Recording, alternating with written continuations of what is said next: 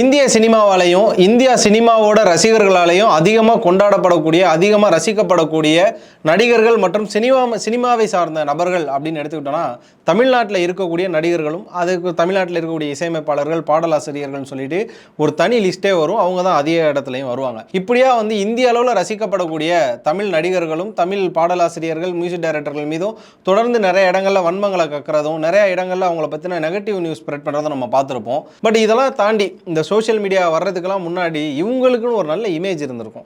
இவங்க என்னென்ன மாதிரியான விஷயங்கள்லாம் பண்ணியிருக்காங்க, இவங்க செஞ்ச தியாகங்கள் மூலமாகவும் இவங்க விட்டு கொடுத்த நிறைய விஷயங்கள்னாலையும் நிறைய படைப்பாளிகளும் நிறைய பேரும் வாழ்ந்திருக்காங்க. அப்படி யார் யார் எங்கெங்க விட்டு கொடுத்துருக்காங்க, தமிழ் சினிமாவில் இருக்க நிறைய பேர் எங்கெங்க இது மாதிரியான நல்லது பண்ணாங்க அப்படிங்கிறத இந்த வீடியோவில் பார்க்க போகிறோம். ஜி சினிமா பிரசன்ஸ், இது நல்லதே நினைப்போம். நான் உங்கள் விஜய் டாமினிக்.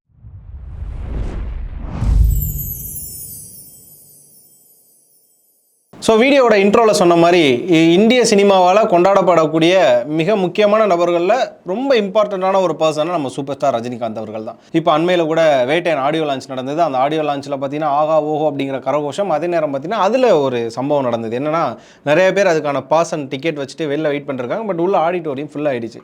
உடனே ஃபேன்ஸ் நிறைய பேர் என்ன பண்ணாங்கன்னா விரக்தியில் கேட்டை போட்டு உடைக்கிறது, அந்த நேரு ஸ்டேடியத்தை டேமேஜ் பண்ணுறதுங்கிற மாதிரி பல விஷயங்கள் நடந்தது. இது உடைக்கிறது டேமேஜ் பண்ணுறது அப்படிங்கிறத தாண்டி எங்ககிட்ட டிக்கெட் இருக்குது, அப்புறம் எப்படி உள்ள ஹவுஸ்ஃபுல் ஆகுன்ற உங்களோட கேள்வி ஒரு நியாயம் தான்.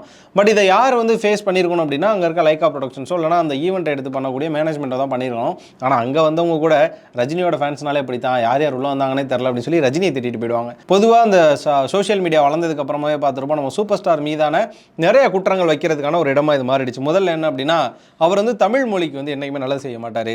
உதாரணத்துக்கு சொல்ல போனால் கர்நாடகாவில் நடக்கக்கூடிய கன்னட மொழியோட ஒரு மாநாட்டுக்கு இங்கேருந்து தமிழ்நாட்டில் வசிக்கக்கூடிய கன்னடர்கள் போகிறதுக்கு அவர் நிறையா பேருந்து வசதி செஞ்சு கொடுத்தாரு. ஆனால் தமிழ் மொழிக்காக அவர் எங்கே நின்றுருக்காருன்னு சொல்லி அஸ் அ லாங்குவேஜ் பைட்டாக அவருக்கு நிறைய நடந்திருக்கு.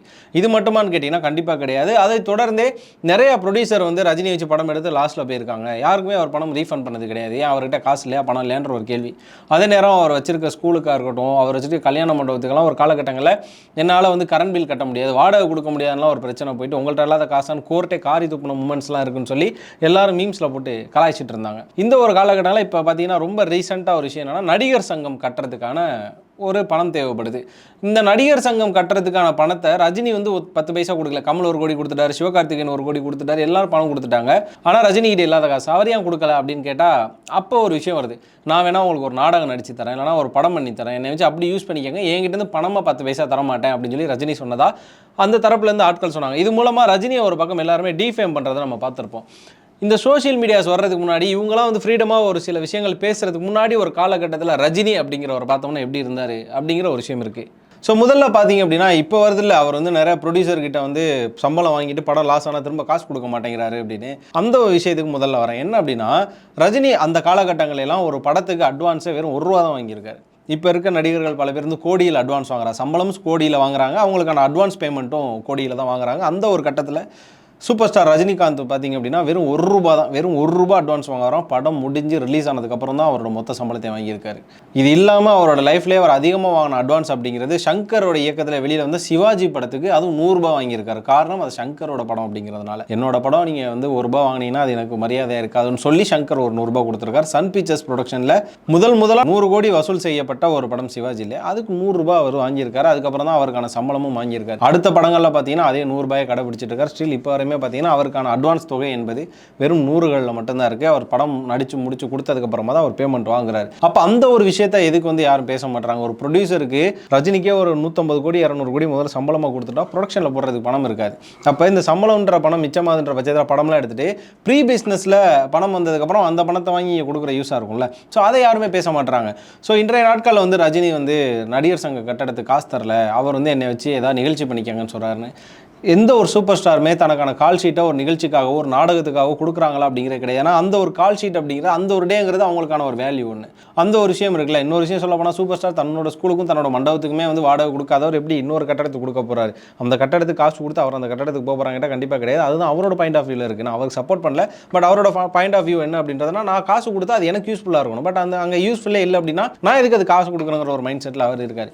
இப்படியா ரஜினி பார்த்தீங்க அப்படின்னா தொடர்ந்து அப்பத்துலேருந்து இப்போ வேட்டையன் வரையுமே இது மாதிரியான ஒரு விஷயங்களை விஷயங்களை கடைபிடிச்சிட்டு வர்றாரு. அதே நேரம் மேடைகளில் அவர் பேசுகிற ஒரு விஷயம், தனக்கு முன்னாடி உட்காந்துருக்கவங்க மட்டும் இல்லாமல் நம்மளோட ஸ்பீச்சை பார்க்குற எல்லாருமே ஒரு எனர்ஜின்னு ஒன்று கொடுக்கணும்ல. நிறைய பேர் ஸ்டேஜில் ஏறி அழுவாங்க, என்னை வந்து இங்கே வரவிடாமல் நசுக்குனாங்க அப்படின்வாங்க. அந்த ஒரு விஷயத்தெல்லாம் தாண்டி எவ்வளோ நசுக்கினாலும் மேலே எந்திரிச்சு வரணுங்கிற ஒரு ஸ்பீச் ஒன்று இருக்குல்ல, அது சூப்பர் ஸ்டார்கிட்டேருந்து ஒரு தடவை வரும்போது ஒரு பாசிட்டிவ் எனர்ஜி, கூஸ் பம்ப்ஸ் அப்படிங்கிற மாதிரி இருக்கும். இந்த ஒரு விஷயத்தை அப்படியே ரஜினின்னு பேசிகிட்டே வரும்போது இந்த ஒரு வரிசையில் இரண்டாவது யார் இருக்குது அப்படின்னு பார்த்தீங்கன்னா வைரமுத்து.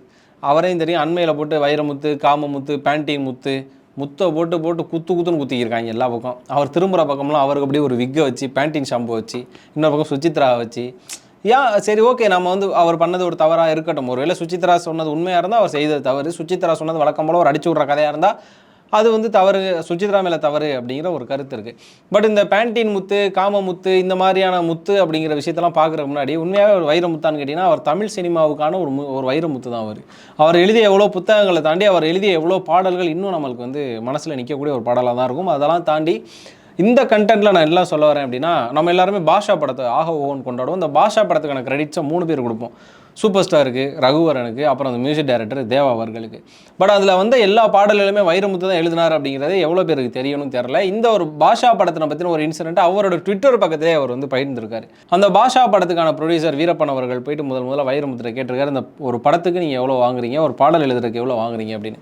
அப்போ வைரமுத்து கேட்டிருக்காரு, உங்களுக்கு படத்துக்கு பாட்டு எழுதுனா ஒரு பாட்டு கேட்குறீங்களா அப்படின்னு. இல்லை நீங்கள் ஃபுல் டீட்டெயிலை சொல்லுங்கள் அப்படின்னா சொல்லியிருக்காரு.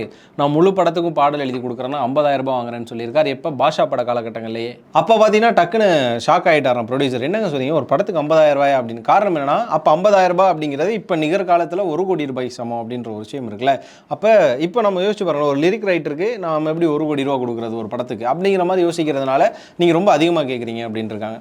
உடனே வைரமுத்து என்ன சொல்லியிருக்காரு, நீங்கள் வந்து என்னோட பாடல்களெல்லாம் எழுத்தெல்லாம் பாருங்கள், கேளுங்க, உங்களுக்கு சாட்டிஸ்ஃபைடாக இருந்தால் நீங்கள் வந்து 50,000 ரூபாய் கொடுங்க, பார்த்துக்கலாம் அப்படின்னு சொன்னதுக்கப்புறம் அவர் பாடல்கள் எழுதி கொடுக்குறாரு. பாடல்களும் வந்து ஒரு பக்கம் ரெக்கார்ட் செய்யப்படுது, பாட்டும் ரிலீஸ் ஆகுது, நல்ல வரவேற்பு பெறுது.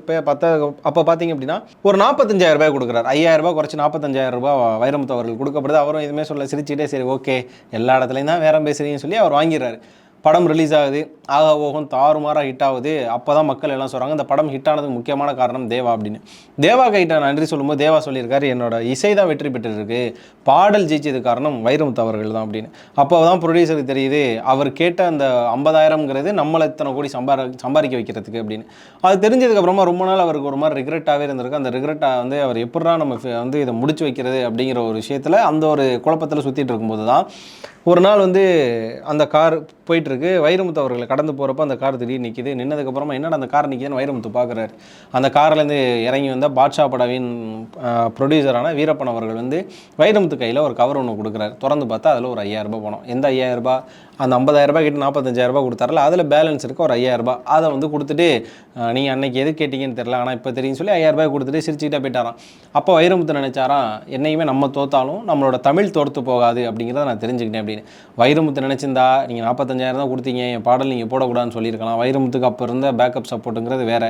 கண்டிப்பாக வந்து நிறைய பேர் பிரச்சனை பண்ணியிருப்பாங்க, போட விடாமல் பண்ணியிருப்பாங்க இல்லையா. படம் ரிலீஸ் ஆனதுக்கப்புறம் இந்த படம் ஹிட் ஆனது காரணமே நான் என்னோட எழுத்துக்கள் தான் அப்படின்னு சொல்லி வைரமுத்து எவ்வளோ இடங்களை கிளைம் பண்ணியிருக்கலாம். இவ்வளோ காலகட்டங்கள் கழிச்சு இப்போ எக்ஸ்தலத்தில் பதிவிட்டவர் எப்போயோ ஒரு பதிவிட்டு எப்போயோ இந்த ஒரு பிரச்சனையை கான்ட்ரவர்சியாக மாற்றிருக்கலாம். அப்போயே வந்து எனக்கு ஒரு 5,000 ரூபாய் பிரச்சனை பண்ணாங்கன்னு சொல்லியிருக்கலாம், ஒரு ரஜினி படம் சொல்லி பிரச்சனையாக மாற்றிருக்கலாம். பட் வைரமுத்து அதெல்லாம் பண்ணலை. அப்போ அது மூலமாகவே ஒரு கண்டிப்பாக ஒரு ஜெம் தான் அப்படிங்கிற ஒரு விஷயம் இருக்கும். இந்த வைரமுத்து எந்த இடத்துல வந்து மறுபடியும் நம்மளை கொஞ்சம் ஷாக்காக வச்சார் அப்படின்னா, இப்போ தொடர்ந்து சுசித்ரா அதுக்கப்புறமா சின்மை இந்த இஷ்யூலாம் வரும்போது எதுக்கு வைரமுத்து வாய மூடிட்டே இருக்கிறாரு, அவர் தரப்புலேருந்து யாராவது பேச வேண்டியதானே அப்படின்னு சொல்லி நான் ஒருத்தர்கிட்ட கேட்டேன். அதான் நாங்கள் பேசுகிறோமே அப்படின்னு சொல்லி இன்டர்வியூவில் சொன்னார். அந்த ஒரு விஷயங்கள் முடிஞ்சதுக்கப்புறமா பார்த்தீங்கன்னா வைரமுத்து வந்து அவரோட ட்விட்டரில், அதாவது எக்ஸ் தலை பக்கத்தில் ஒரு இது ஒன்று போட்டிருக்காரு, ஒரு பதிவு ஒன்று போட்டிருக்காரு. அது கம்பல்சரி யாருக்கு அப்படிங்கிறது தெரியும், அதை நான் உங்களுக்கு படித்து காட்டுறேன். அதை அப்படியே எடிட்டரை ஸ்க்ராலில் போட சொன்னேன் பாருங்கள். என்ன அப்படின்னா, வாழ்வியல் தோல்விகளாலும் பலவீனமான இதயத்தாலும் நிறைவேறாத ஆசைகளாலும் மன அழுத்தத்திற்கு உள்ளாகி அதன் உச்சமாய் மூளை பிறழ்வுக்கு ஆளாகும் சிலர் ஒரு தலையாய் நேசிக்கப்பட்டவர்கள் மீது வக்கிர வார்த்தைகளை உக்கிரமாய் வீசுவர். புரியுதா இல்லையா? அப்போ இந்த இடத்துல என்ன சொல்கிறாரு அப்படின்னா, தொடர்பற்ற மொழிகளையும் பேசுவாங்க, பைத்தியம் போல் சில நேரமும் தெளிந்தவர் போல் சில நேரமும் காட்சி அளிப்பாங்களாம், தம்மை கடவுள் என்று கருதி கொள்வர். இது ஒரு நோய் அப்படின்னு சொல்லி, ஒரு டிசார்டர் அப்படின்னு சொல்லிட்டு ஒரு நோய் பேரை சொல்லியிருக்காரு. அவர்கள் தண்டிக்கப்பட வேண்டியவர்கள் அல்லர், இரக்கத்திற்குரியவர்கள், அனுதாபத்தால் குணப்படுத்தக்கூடியவர்கள், அதே நேரம் உளவியல் சிகிச்சையும் மருந்து மாத்திரைகளும் உண்டு, உரிய மருத்துவர்களை அணுக வேண்டும் அப்படின்னு சொல்லி வைரமுத்து இதை சொல்லியிருக்காரு. இது மூலமாகவே தெரிஞ்சிருக்கும் வைரமுத்து யார் சொல்ல வர்றாரு. அவர் நினச்சிருந்தா என்னை பற்றி பேசுகிறதெல்லாம் ரொம்ப தப்பு, நான் எது கூப்பிட்டு வந்து பேண்டீன் ஷாம்பு கொடுக்க போகிறேன், நான் வந்து கொடுக்குற மாதிரி இருந்தால் ஏதாவது காஸ்ட்லியான ஷாம்பு கொடுத்துருப்பேன், இல்லைனா சீயக்காய் கொடுத்து குளிச்சுமா அப்படின்னு சொல்லி அனுப்பிச்சிருப்பேன். இல்லை என்னை பற்றி அவதூறு பரப்புறாங்க அப்படின்னு சொல்லி போலீஸ்லேருந்து எங்கேயா புகார் கொடுத்துருக்கலாம். எப்படியோ அவர் நினச்சா அந்த பிரச்சனை எடுத்துகிட்டு போயிருக்கலாம். பட் அவர் அதெல்லாம் எடுத்துகிட்டு போல, இப்படியே அவர் பதிலடி கொடுத்துருக்காரு. இதுக்கு வந்து சுசித்ரா கண்டிப்பாக ரீசெண்டாக ஒரு வீடியோவோ ஏதோ ஒன்று போட்டுருவாங்க அப்படிங்கிற நமக்கு தெரியும். பட் இது மூலமாலாம் ஒரு விஷயத்தை எப்படி ஒருத்தவங்க ரொம்ப காம் டவுனாக எடுத்துகிட்டு போகிறாங்க. அதான் சொல்லுவாங்களே, கெட்டாலும் மேன்மக்களே அங்கே சுட்டாலும் மென்மை தரும் அப்படின்வாங்க. எவ்வளோ கெட்டு போனாலும் வந்து மேன்மக்களாக தான் இருப்பாங்கன்னு சொல்லி நம்ம முன்னோர்கள் சொல்லிட்டு போயிட்டாங்க. அது மாதிரி தான் இதே நான் பார்க்குறேன். அண்ட் ஃபைனலாக பார்த்தீங்கன்னா அஜித் அவரை பற்றி இந்த ஒரு காணொலியில் ரொம்ப ஷார்ட்டாகவே பேசணும்னு நினைக்கிறேன். அண்மையில் இந்த வேட்டையன் ஆடியோ லான்ச்சு ரொம்ப பரபரப்பாக பேசப்பட்டது. ஏன் அப்படின்னா கோட் படம் வந்து பெரிய அளவில் விமர்சனத்துக்குள்ளாயிருச்சு. இது ரெண்டுக்கும் என்ன ஒத்துமை அப்படின்னு பார்த்தீங்கன்னா, கதையோட தலையீடு. வெங்கட் பிரபு எடுத்துகிட்டு போன கதையில் வந்து விஜய் நடித்தாரா, இல்லை விஜய் உள்ள நிறைய விஷயத்தை மாற்ற சொன்னாரா அப்படிங்கிற ஒரு கேள்வி வச்சாங்க. அதே நேரம் பார்த்தீங்கன்னா லியோ படம் பாதி படம் வந்து லோகேஷ் படமே கிடையாது, விஜயோட தலையீடு அதிகமாக இருந்ததாக சொல்கிறாங்க. ரஜினியும் பார்த்தீங்க அப்படின்னா ஒரு காலகட்டங்களில் அதிக அளவில் கதையில் தலையிடுவார் அப்படிங்கிற ஒரு விஷயம் இருக்குது. ஆனால் இந்த ஒரு இடத்துல தான் பார்த்தீங்க அப்படின்னா கமல்லாம் வந்து சொல்லப்போனால் கதையை மாற்றிடுவாராம். நம்ம எடுத்துகிட்டு போகிற கதையை மாற்றி அவரோட கதையை உள்ளே போட்டு எடுத்துகிட்டு வர, அது மாதிரிலாம் சொல்லுவாங்க. இப்போ வரையும் தன்னோட கதையில் வந்து தலையிடாத ஒரு ஆக்டர்னால் அது கண்டிப்பாக அஜித் தான் அப்படிங்கிற மாதிரியான ஒரு விஷயங்களை இப்போ வரை சினிமாவில் கேட்டுகிட்டே இருக்கும். வலிமை படத்தில் ஒரு டைலாக் இருக்கும், சீரியஸாக பேசிகிட்டு இருக்கும்போது அம்மா சாப்பிட்டு 6 நாள் ஆச்சு அப்படின்னு அஜித் சொல்லுவார். எல்லாம் தியேட்டரில் சிரிக்க ஆரம்பிச்சிட்டாங்க. அப்போ தான் சொன்னாங்க அஜித் வந்து வேணும்னே அம்மா சென்டிமெண்ட்டை உள்ளே வச்சாங்க அப்படின்னு. ஆனால் அஸ்வின் அது சொல்லிட்டாரு, இது டு பி ஃப்ராங்க் இது என்னோட படம் என்னோட டைலாக் அப்படின்னு. நம்மளும் பார்த்து நிறைய அரசியல் அப்புறம் சினிமா விமர்சகர்கள் எல்லாமே என்ன சொல்கிறாங்கன்னா, அஜித் ஆரம்ப காலகட்டங்கள்லேருந்து அவர் நிறைய பேர்ட்ட கதை கேட்க மாட்டார். அதான் அவர் அதிகமான தோல்வி படங்கள் கொடுத்ததுக்கான காரணம் என்ன அப்படின்னா, ஒரு டைரக்டர் வந்து கதை சொல்ல வராருன்னா, நீ உன்னோட வாழ்க்கையை மேம்படுத்துறது தான் கதை சொல்ல வர, அப்போ எப்படி நீ ஒரு ஒஸ்டான கதையை சொல்லுவேன்? அப்போ நீ ஒரு நல்ல கதையாக இருக்கும் தானே என்கிட்ட வந்து சொல்கிற, அப்போ நான் வந்து என்ன எதுனே கேட்காம நடிச்சு கொடுத்தேன்னு சொல்லி அஜித் நடிச்சு கொடுத்தாதான் நிறைய பேர் சொல்கிறாங்க. இது மூலமாக ஒரு டைரக்டரோட கிரியேட்டிவிட்டியில் தலையிடாமல் ஒரு டைரக்டரை அவங்களோட கேரக்டர்லேயே ஃபுல் ஃப்ளெஜ்டாக ஒர்க் பண்ண வைக்கிறது அப்படிங்கிறது ரொம்ப பெரிய விஷயமா இருக்கும். இப்போ வரையும் பார்த்தீங்கன்னா தளபதி சூப்பர் ஸ்டார் எல்லாரையும் கொண்டாடுற நம்ம இந்த மாதிரியான விஷயங்கள் செய்யாமல் ஒழுக்கமாக இருந்தது தலையை நம்ம எப்போயோ கொண்டாடி இருக்கலாம். ஆனால் தெரிஞ்சோ தெரியாமலோ அவர் பேருமே பார்த்தீங்கன்னா டைரக்டரோட வாழ்க்கையில் தலையிடுற மாதிரியான நிறைய இடங்கள் அடிபட்டிருக்கு. ஓவராலாக பார்த்தீங்க அப்படின்னா தனக்கு தெரிஞ்சும் தெரியாமலும் நிறையா நல்லது செய்கிறவங்க வெளியில் காட்டிக்கவும் மாட்டேங்கிறாங்க, வெளியில் எதுவும் சொல்லிக்கவும் மாட்டேங்கிறாங்க, ரொம்ப அமைதியாக ஒரு பக்கம் இருக்காங்க, மற்றவங்க வாழ்க்கையில் பிரச்சனை கொடுக்காதவங்க. ஆனால் எல்லார் வாழ்க்கையிலையும் பிரச்சனையை கொடுத்துவிட்டு பல பேர் வாழ்க்கையில் டைவர்ஸு காரணமாயிட்டு பல பேரோட வாழ்க்கையில் இறங்கி விளாட்றவங்களாம் வந்து ஒரு பக்கம் ஆகா ஓகன் கத்தி நீங்கள் பாட்டுக்கு நான் வந்து மணிமேகலை பிரியங்கா பிரச்சனையை பேசுகிறேன்லாம் நினச்சிக்காதீங்க. ஆகா ஓகன் கத்தி நிறைய பக்கம் வந்து பேசி தன் பக்கம் தான் நியாயம் இருக்குது அப்படிங்கிற மாதிரி ஒரு சில விஷயங்கள்லாம் எடுத்து வைக்கிறாங்க. இதெல்லாம் பார்க்கும்போது யாரா நீங்கள் இப்படிப்பட்ட மனுஷங்கள் வாழக்கூடிய இதே சினிமாவில் தான் நீங்களும் வாழ்கிறீங்களா அப்படிங்கிற மாதிரியான ஒரு தாட்லாம் நமக்கு வர வச்சுறாங்க. ஓவராலாக இந்த வீடியோவில் ஆரம்பித்து நம்ம சூப்பர் ஸ்டாரோட அந்த ₹1 அட்வான்ஸ் வாங்குற விஷயங்கள் ஆரம்பித்து அவர் இப்போ வேட்டையில் வாங்குற சம்பளம் அவர் வாடகை கொடுக்காது. அதே நேரம் பார்த்தீங்கன்னா வைரமுத்து அவர் வந்து பாட்ஷா படங்கள் ஆரம்பித்து இப்போ ஷாம்புக்கு அவர் கொடுத்த ரிப்ளைவாக இருக்கட்டும், அஜித் வந்து டைரக்டரோட வாழ்க்கையிலையும் அவரோட வேலையிலையும் தலையிடாமல் இருக்குது. இது குறித்து உங்களுக்கு ஏதாவது கருத்துக்கள் இருந்தால் வந்து கண்டிப்பாக கமெண்ட்ஸில் சொல்லிடுங்க. இதை தாண்டி இந்த ஒரு விஷயத்தை நீங்கள் விட்டுட்டீங்க, இதை பற்றி நீங்கள் பேசுங்க, இல்லைனா ரஜினி இப்படி பண்ணியிருக்காரு அதையா நீங்கள் சொல்லலன்னு சொல்லி என்னோட இந்த ஒரு வீடியோக்கு ஏதாவது எதிர்ப்புகள் இருந்தால் கண்டிப்பாக அதையும் கமெண்ட்ஸில் சொல்லிடுங்க. இந்த வீடியோ பிடிச்சிருந்தா லைக் பண்ணுங்கள், ஷேர் பண்ணுங்கள், மறக்காமல் ஜி சினிமா சேனலுக்கு சப்ஸ்கிரைப் பண்ணிவிட்டு பக்கத்தில் இருக்க பெல் ஐக்கானை கிளிக் பண்ணிக்கோங்க.